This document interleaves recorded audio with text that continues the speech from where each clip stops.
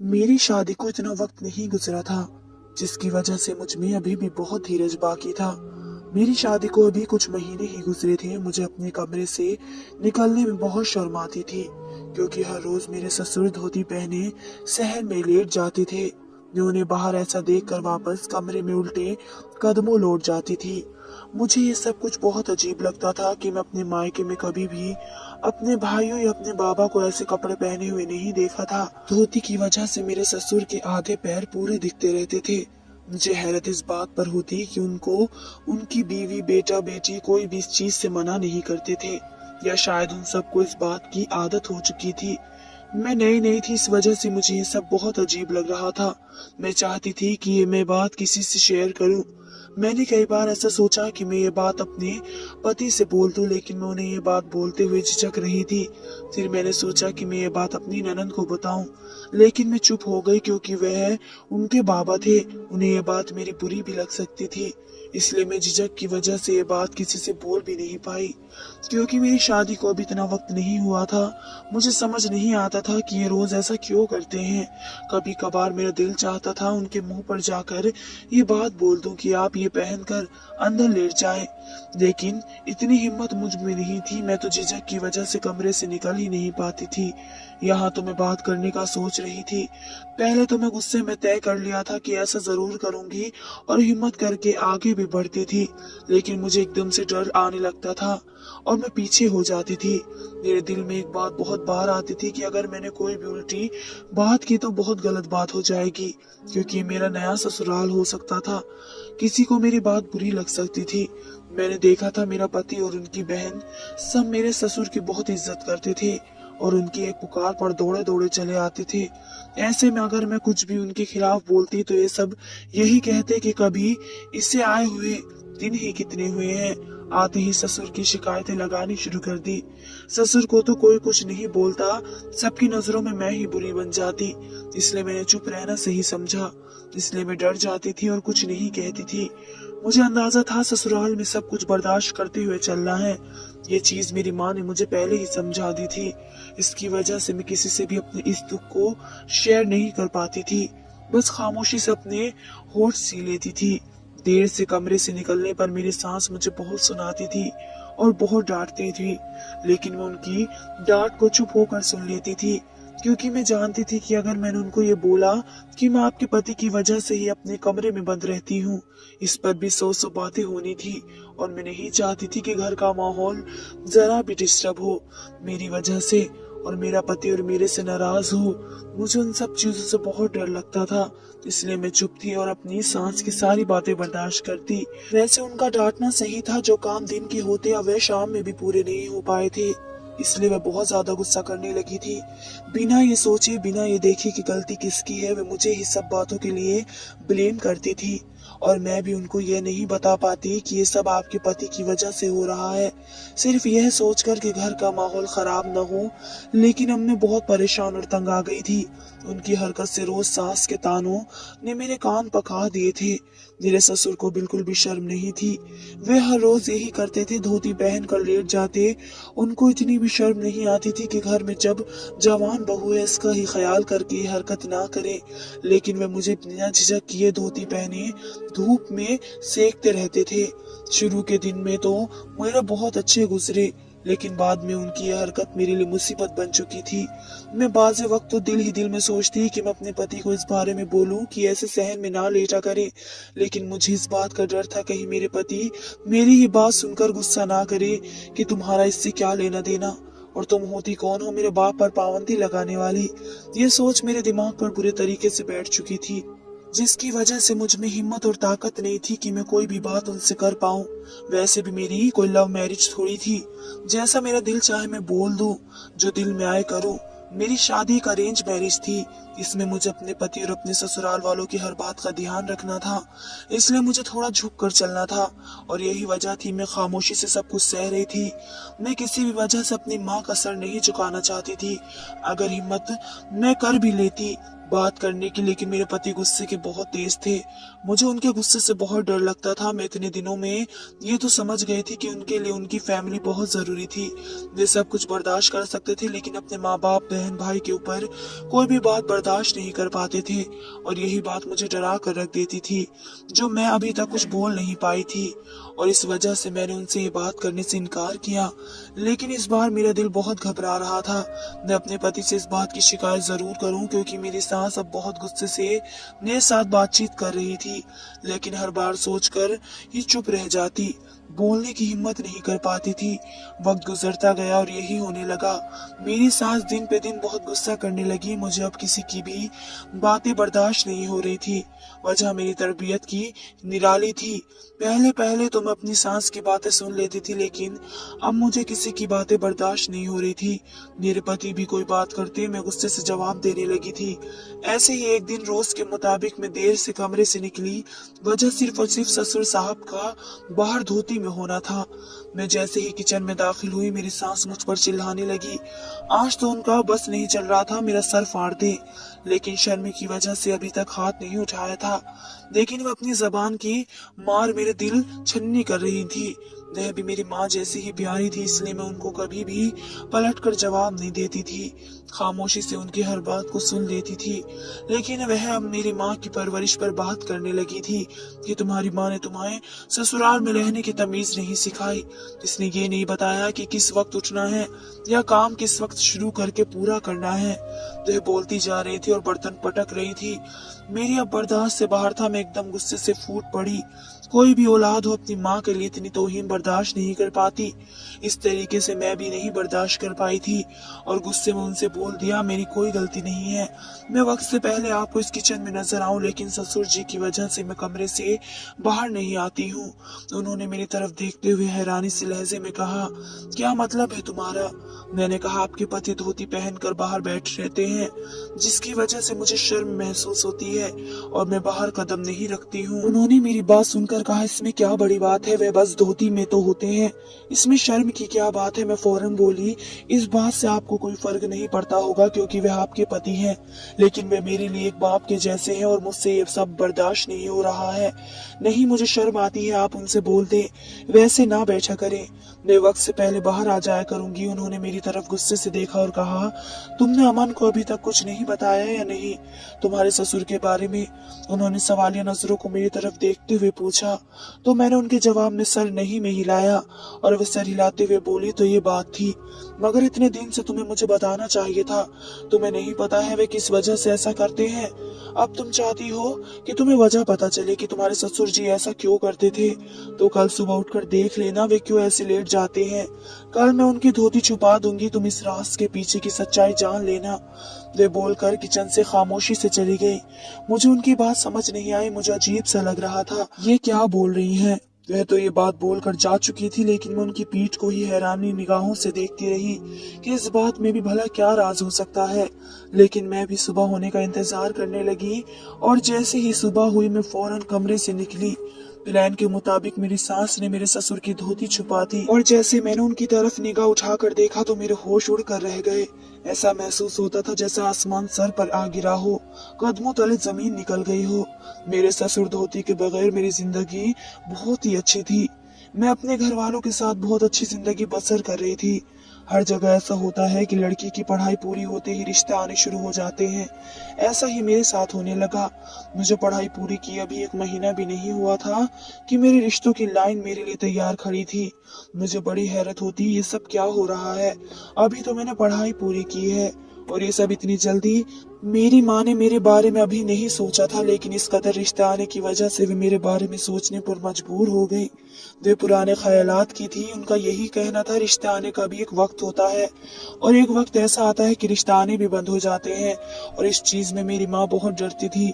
अब वे चाहती थी कि मेरी भी कहीं बात पक्की हो जाए और यही सोचते हुए अब जो भी रिश्ता आते उनकी छानबीन भी जरूर करती थी और मैं उनको बहुत उलझन में देखती थी कि ये सब वह क्यों करती है।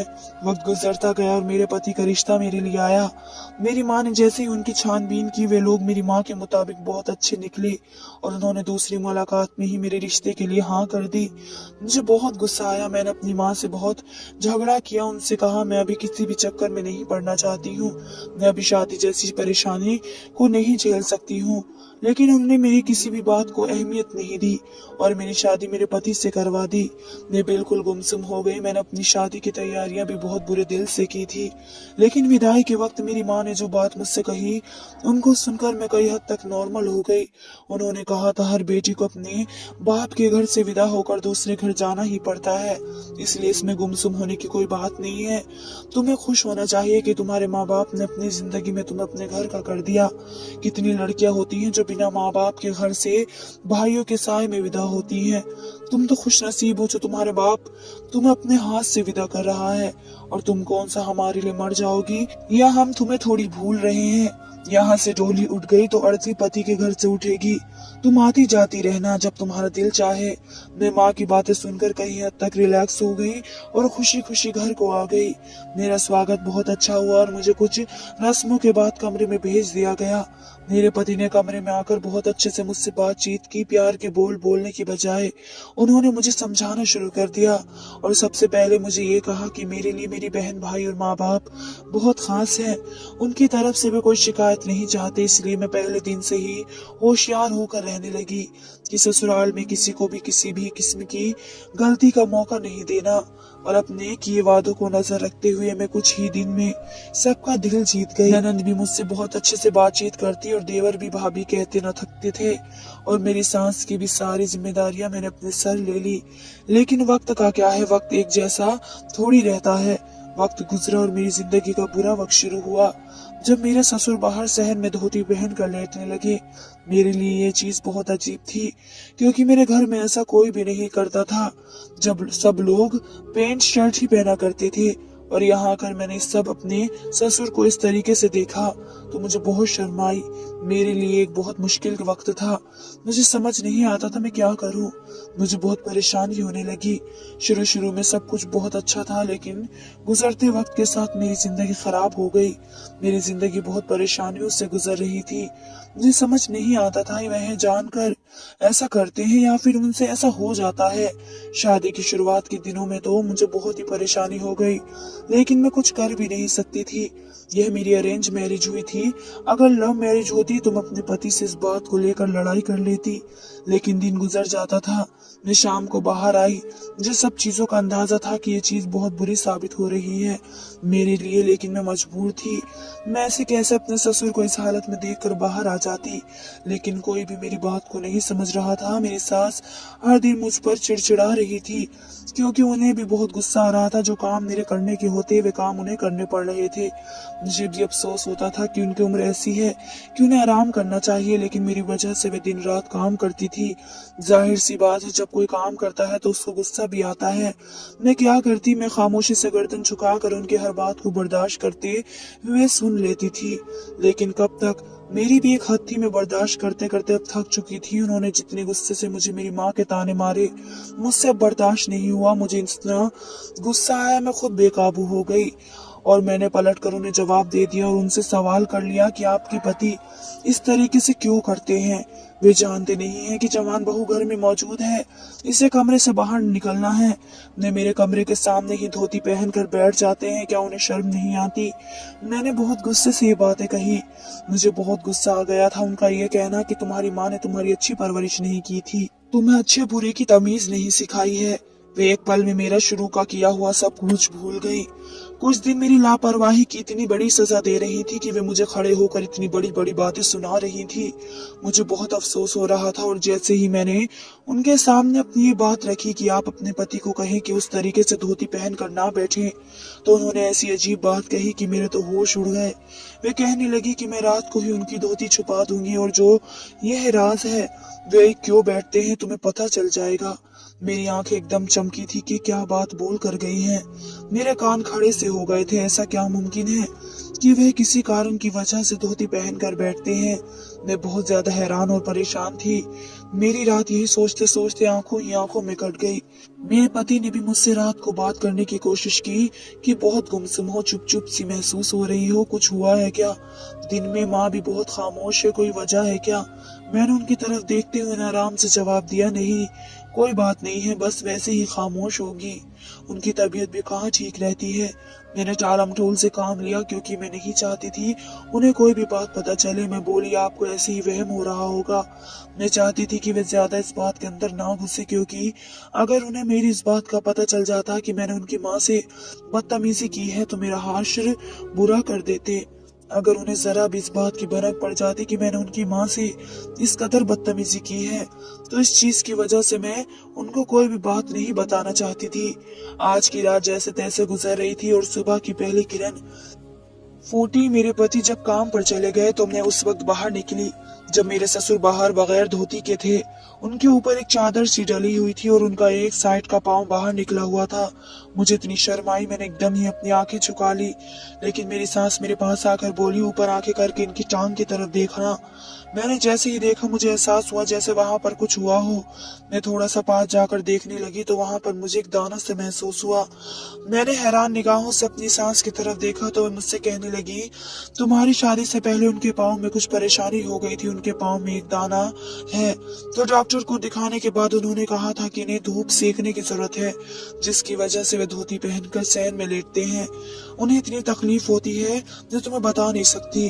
दर्द की वजह से वो रात रात को सो नहीं पाते और तुम शर्म कर रही हो उनसे। वे तो खुद बेचारे किसी से क्या बात करेंगे, वे तो खुद मजबूर है, चल भी नहीं पाते। तुम्हारे पति उनकी देखभाल करता है। मुझे तो हैरत है कि अभी तक तुम्हें अमन ने कुछ बताया क्यों नहीं। मैंने उनकी तरफ देखते हुए नम आवाज में कहा, माँ मुझे नहीं मालूम था कि बाबा के साथ इतनी परेशानी है, वरना मैं कभी भी इस तरीके से नहीं करती। मैं उनको गलत समझ रही थी कि वह ये जान कर रहे हैं, लेकिन मैं आज बहुत शर्मिंदा हूँ कि वे बेचारे अपनी तकलीफ के कारण यहाँ ऐसे लेटे होते हैं। लेकिन मैं क्या करूं, मुझे बहुत शर्म आती है क्योंकि मैंने अपने घर में कभी भी किसी को ऐसे धोती में नहीं देखा। जिस भी मर्द को देखा वे पैंट शर्ट में ही देखा, इसलिए मुझे शर्म आ जाती है। तो वे कहने लगी, बेटा वे तुम्हारे माँ बाप की उम्र के हैं, तुम्हें कोई शर्म करने की जरूरत नहीं है। तुम अपने वक्त पर बाहर आओ, अपने काम पूरे करो और अपने कमरे में चली जाओ। बाहर घूमने फिरने की तुम्हें जरूरत ही नहीं है। मैं उनकी बात से राजी थी इसलिए खामोशी से सर झुका गई। मुझे खुद भी बहुत शर्मिंदगी हो रही थी। मैंने बहुत गलत किया था। मैं दिन भर काम करते हुए यही बातें सोच रही थी कि आज ही अपने पति से बात करूंगी और कहूंगी कि बाबा को किसी अच्छे डॉक्टर को दिखाएं और उनका इलाज कराएं। रात को जैसे ही मेरे पति आए मैंने फौरन उनको खाना दिया और जल्दी जल्दी अपने काम से फारिग हुई। इसके बाद जब मैं कमरे में गई तो मैं उनसे बात करने के लिए बैठी और मैंने उनसे कहा, आपको चाहिए कि आप अपने बाप को बहुत अच्छे से इलाज कराएं, उनकी टांग और खराब हो जाएगी अगर हम ऐसे ही लापरवाही करेंगे। उन्होंने मेरी तरफ देखते हुए हैरानी से कहा, कुछ हुआ है क्या और तुम्हें कैसे पता चला कि बाबा की टांग में परेशानी है। मैंने निगाहें नीचे करके सारी बात अपने पति को बता दी। वह भी मेरी बातों को बहुत गौर से सुन रहे थे। मैंने आखिर में उनसे यही कहा कि मैं बहुत शर्मिंदा हूँ, मुझे इस तरीके से शर्म नहीं करनी चाहिए थी, बस मैं थोड़ा सा घबरा जाती थी कि वैसा क्यों करते हैं। और माँ ने जब मुझे बातों की वजह से लड़ाई की तो मैं अभी बर्दाश्त नहीं कर पाई और मैंने उन्हें जवाब दे दिया। लेकिन उन्होंने मेरी गलत फहमी को दूर करने के लिए यह राज मुझे बता दिया। वैसे आपको चाहिए था कि आप मुझे पहले ही उन सब के बारे में बता देते तो मैं गलत फहमी का शिकार नहीं होती। मेरे पति ने मेरी सारी बातें सुनकर सिर्फ इतना कहा कि मैं तुम्हें इसलिए नहीं बताना चाहता था कि मेरे पापा का मसला था और जब से बाबा चलने से बेजार हो गए हैं वे बहुत एहसास करते हैं। उनको पसंद नहीं कि उनकी बीमारी के बारे में कोई जिक्र भी करे, इसलिए मैं तुमको नहीं बताना चाहता था। मुझे यही लग रहा था शायद माँ ने तुमको बता दिया हो, शायद तुम्हें खुद ही पता चल गया हो। मैंने इस बात की तरफ कभी ध्यान ही नहीं दिया। मुझे पता नहीं था एक छोटी सी गलतफहमी इतना बड़ा मसला हो जाएगा। खैर अब तुम्हें देखकर मुझे अच्छा लगा। तुम बाबा के बारे में फिक्रमंद हो रही थी। मैं कुछ सोच रहा था उनको किसी अच्छे डॉक्टर से इलाज करवा लूं। फिर मुझे एहसास हुआ मैं ससुर से शर्माती थी और वह मुझसे शर्माते थे। उनको पसंद नहीं था कि बहू के सामने यूं धोती पहनकर सहन में लेटा रहे। उनको इस बात से बहुत ज्यादा शर्म आती थी। उनको यही फिक्र खाई जाती थी कि बहू क्या सोचेगी। लेकिन मेरी सास ने जबरदस्ती उनको सहन में बैठा कर जाती थी। फिर वे सारा दिन उधर ही बैठे रहते थे। कमरे में पड़े पड़े भी वह बीमार रहने लगे थे और मैं उन्हें गलत समझ बैठी थी और मुझे अपनी इस गलती पर बहुत शर्मिंदगी महसूस हो रही थी। लेकिन मैं इस बात का शुक्र अदा कर रही थी कि मैंने ससुर को कुछ भी नहीं कहा। अगर मैंने उनसे कुछ बोलती तो उनको मेरी बात से बहुत ज्यादा तकलीफ पहुंचती। अब मैंने अपनी सास को भी मना कर दिया कि मेरे ससुर को इस बारे में कुछ भी नहीं बताए। मेरी सास समझदार औरत थी। वह भी अपने पति की मजबूरी का फायदा नहीं उठाना चाहती थी, इसलिए उसने किसी भी बात की भनक अपने पति को नहीं लगने दी। अब मैं अपने ससुर और अपने घर वालों की बहुत सेवा करती थी। मैं सारे काम वक्त पर कर लिया करती थी। मेरी सास अब बहुत ज्यादा खुश थी और मेरे सारे घर वाले मुझसे बहुत खुश हो गए। इसी वजह से मेरे पति के दिल में भी मेरे लिए मोहब्बत पैदा हो गई। मैं अपने रब का शुक्र अदा कर रही थी जिसने मेरी सारी परेशानी दूर कर दी थी और मुझे अकल दे दी थी। धन्यवाद दोस्तों।